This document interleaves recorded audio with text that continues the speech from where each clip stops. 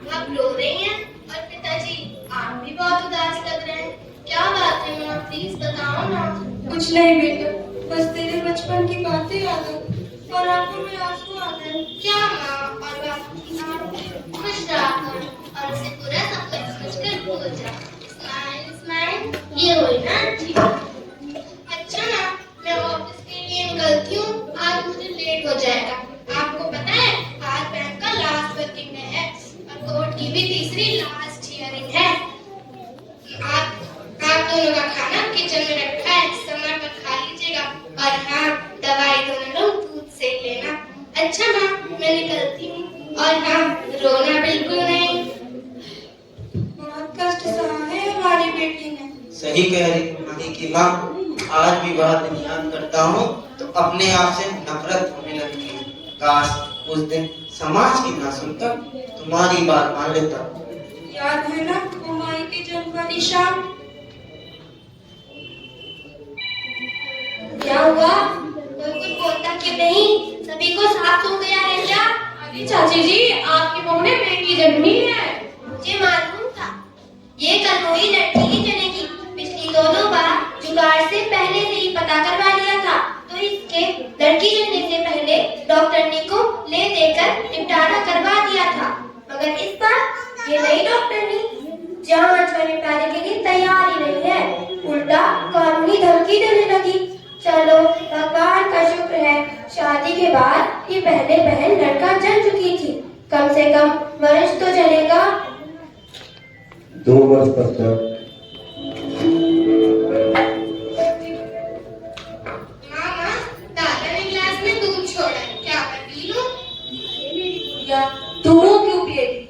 मैं अभी तुझे दूसरे ग्लास में दूध गर्म करके देती हूँ।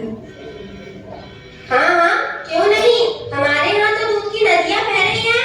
केवल माँ ही क्यों, तू भी पी ले गिलास भर के। कान खोलकर सुन ले बहू, दूध केवल मेरे पोते मोहन के लिए है। अरे वह पढ़ने जाता है, दिमाग खर्च होता है, बड़े होकर घर का खर्च उठाना है।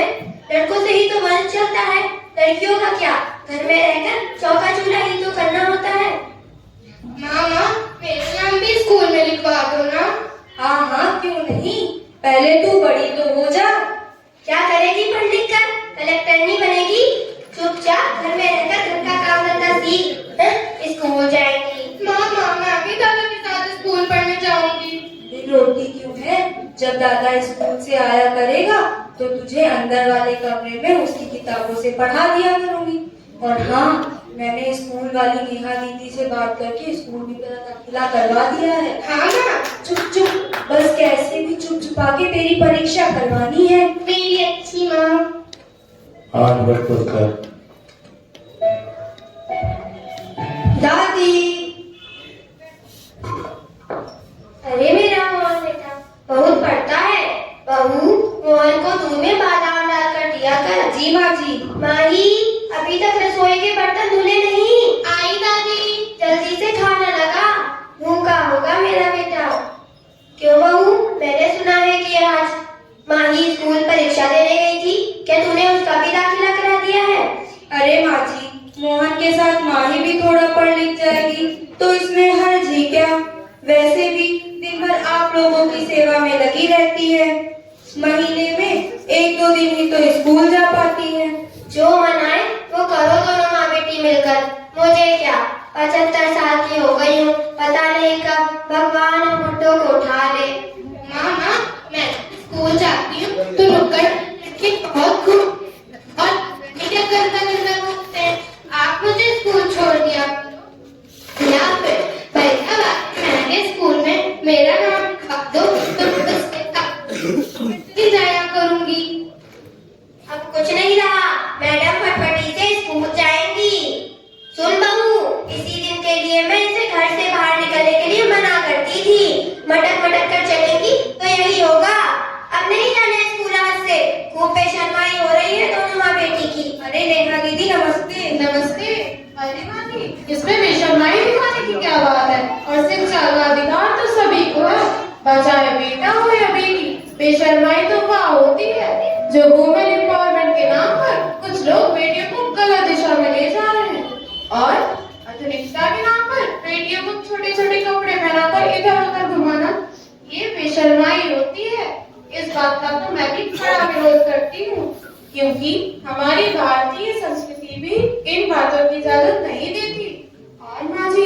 कई धार्मिक स्थलों में तो ऐसे वस्त्र में जाना वर्जित कर दिया गया है, परंतु शिक्षा तो सभी के लिए आवश्यक है माँ जी।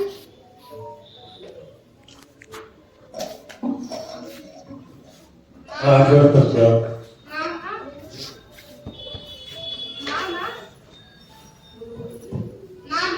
मेरी सहेली राधा बता रही थी कि दादा शहर में कॉलेज बहुत कम जाते हैं और सिगरेट भी पीने लगे हैं। दादा का भाई भी उसी कॉलेज में पढ़ता है ना। क्या? तेरे बाबूजी से बात करती हूँ। सुनिए मोहन के पापा। अच्छा माँ, मैं आपके और बाबूजी के लिए दूध लाती हूँ। अरे उधर दादी बाबा की फोटो की तरफ क्या देख रही है? फोटो से भी डर लगता है क्या? हट नालायक, स्वर्गवासी लोगों के बारे में ऐसा नहीं बोलते। ठीक है, नहीं बोलूंगी, दूध लाती हूँ।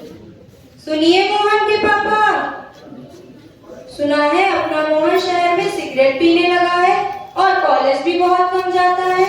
तुमसे किसने कहा? अरे किसी ने भी कहा हो, आप उससे बात करिए। ठीक है, मैं उसे फोन करके समझा दूंगा। लड़का है, यार दोस्तों के साथ शरारत भी किया होगा। लेकिन आप उससे बात तो करिए। हाँ हाँ, समझा दूंगा ना। माँ, दादा का फोन है।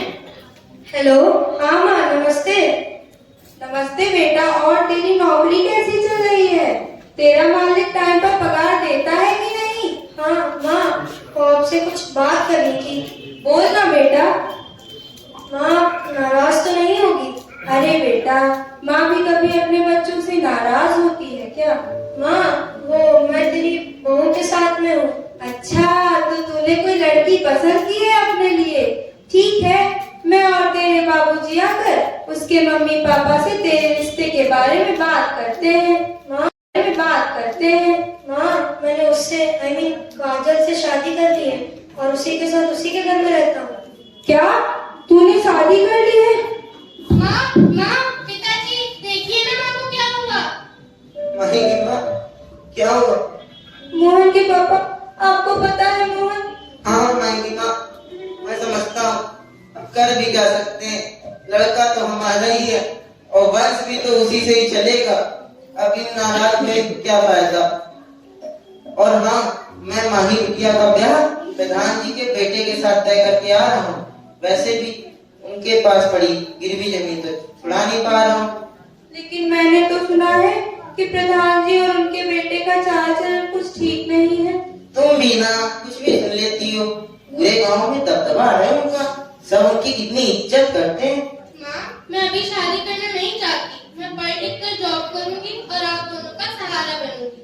क्या सहारा बनेगी? अभी हम इतने बूढ़े नहीं हुए कि हमें बेटियों के सहारे की जरूरत पड़ जाए। और वैसे भी आज नहीं तो कल मोहन बहू और पोते के साथ आ ही जाएगा। अब तू ब्याह के जा और प्रधान जी का घर संभाल। विवाह के 2 माह बाद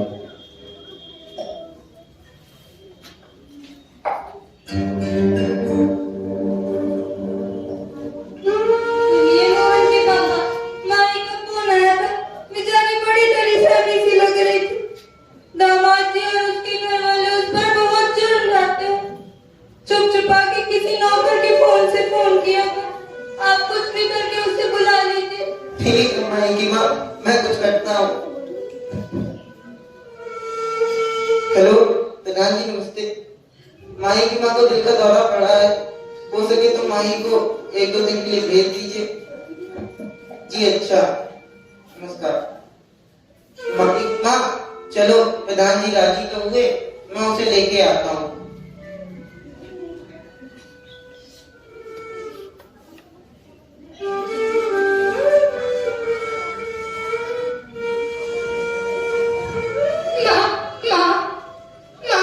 कैसी हो माई बेटा? माँ, मुझे बहुत मारते हैं माँ। मेरी माई बेटा। माँ, कितना भी अच्छे से अच्छा बना लो, हमें निकालते हैं माँ।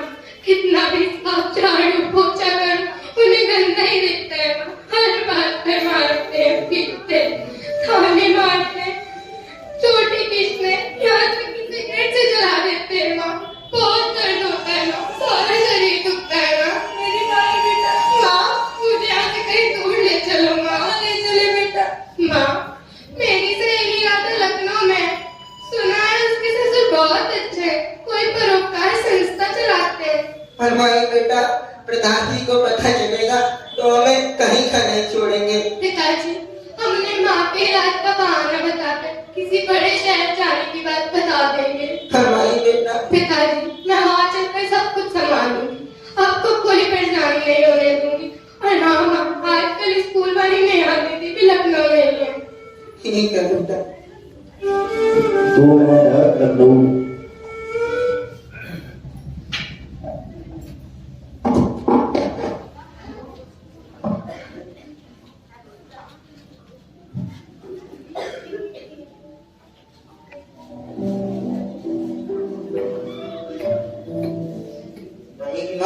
कहाँ है माई बेटी? कहीं नजर नहीं आ रही। अरे बेचारी अंदर हम लोग के लिए खाना बना रही होगी या अपनी कॉपी किताबों के साथ होगी। ठीक है, मैं उसे देखता हूँ। माही, कहाँ गई? अच्छा, तो तू यहाँ पढ़ रही है। माही बेटा, बहुत अच्छे हैं राधा ससुर दीनानाथ जी, और उनके दोनों बेटे भी बहुत संस्कारी हैं। हमारी परेशानी को समझकर तुरंत तुझे काम पर रख लिया और हमें रहने के लिए कम किराए का घर भी दिला दिया। हाँ पापा, सब बहुत अच्छे हैं। और तू भी तो दिन भर उनकी फैक्ट्री में हल्दी मसाले की पैकिंग करती है और शाम को घर आकर खाना बनाने के साथ अपनी जॉब की तैयारी करती है। तू भी क्या करे, तेरी माँ की बीपी और शुगर कम होने का नाम नहीं लेती, और मैंने भी कभी खाना बनाना सीखा ही नहीं। तो अब सीख लीजिए पिताजी। हर बदमाश बूढ़े बाप से मस्करी करती है। नहीं पापा, दुखता है। भगवान, माही बिटिया की जल्दी जॉब लग जाए।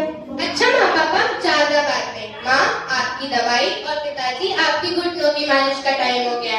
चलिए चलिए, जल्दी चलिए। 1 सप्ताह बाद।